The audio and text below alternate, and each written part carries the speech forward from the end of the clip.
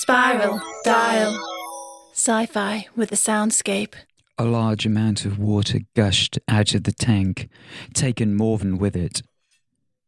He landed atop Archie and Ant, just at the critical moment, and was met with a large gush of ejaculate either side of his face.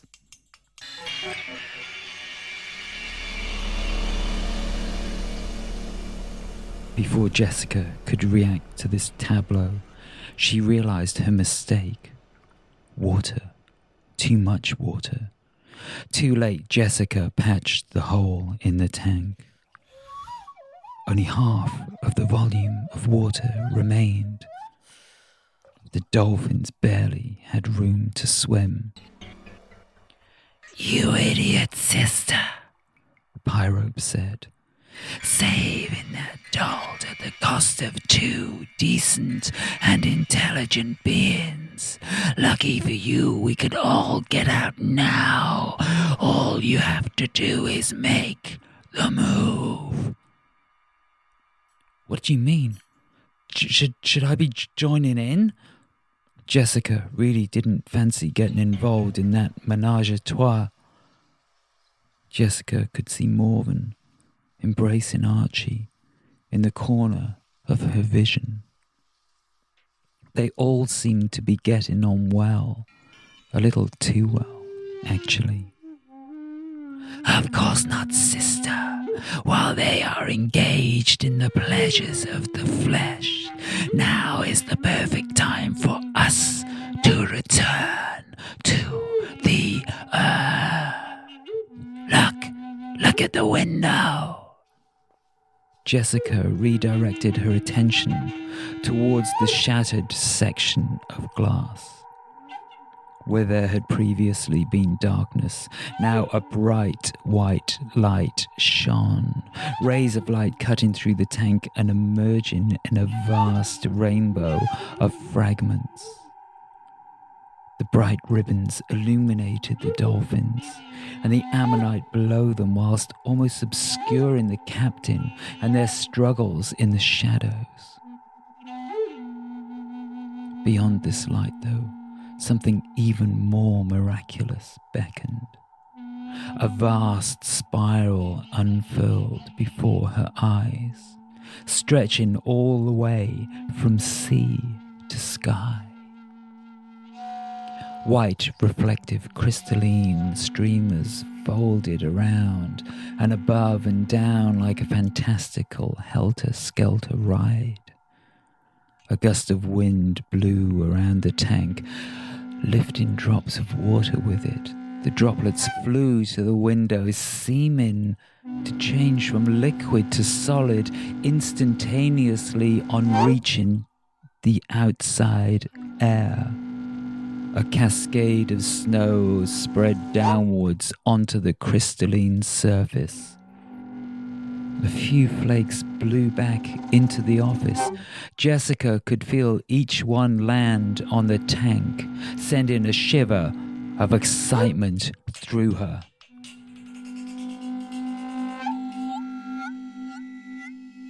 This was surely the very same spiral that she had seen before boarding the spiral dial. The same storm which had buffeted her as she made the crossing from the wharf. And yet from the deck the mast appeared so normal, so prosaic. How could the ship look so different from the outside compared to the inside?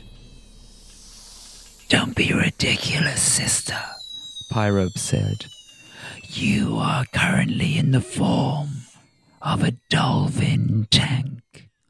Surely we, above all others, can understand how deceiving external appearances are. No matter what form we take, we are all one Earth. And now it is time to return to our roots." Jessica could not move to take a proper look down the spiral, but it looked vertiginous in the extreme. Don't you think it's a little too high? She remembered a rather unpleasant ride in her childhood at a water park named the Exterminator, or something similar, which had had pretty much the same angle. "Do not worry yourself, sister. The water will break our fall." Pyrope sounded totally unconcerned. Jessica seemed to recall them saying something similar about the Exterminator. Large jets of water had been used to slow the exit from the ride. Unfortunately, the very first time someone tried it out, they broke their leg, and the ride had to be closed for a whole year while they worked out how to make it safe. "Have you actually tried this out yourself, Pyrope?" "Of course not, sister. The earth is calling to us. We must return to it. Trying is not what is important. Doing is what matters, and the time to do is now."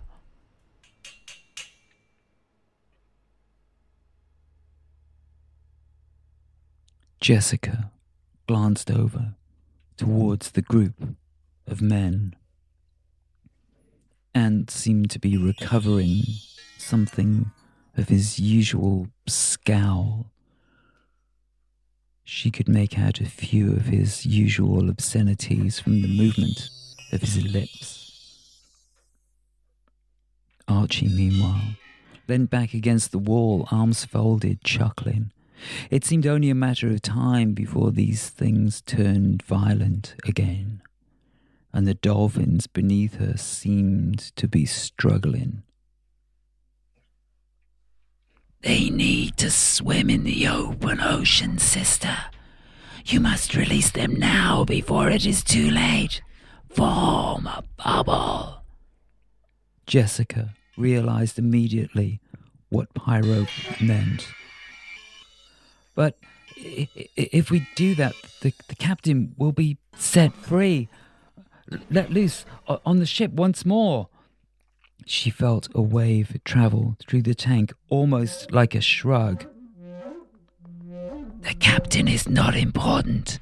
What is important is that we return to the earth. Leave these gentlemen behind. They seem to be getting on rather well. It would be such a shame to interrupt." Jessica weighed the decision in her mind. She felt the land calling to her, but leaving Archie and Morven behind to the mercies of the captain, she wasn't sure she could do that.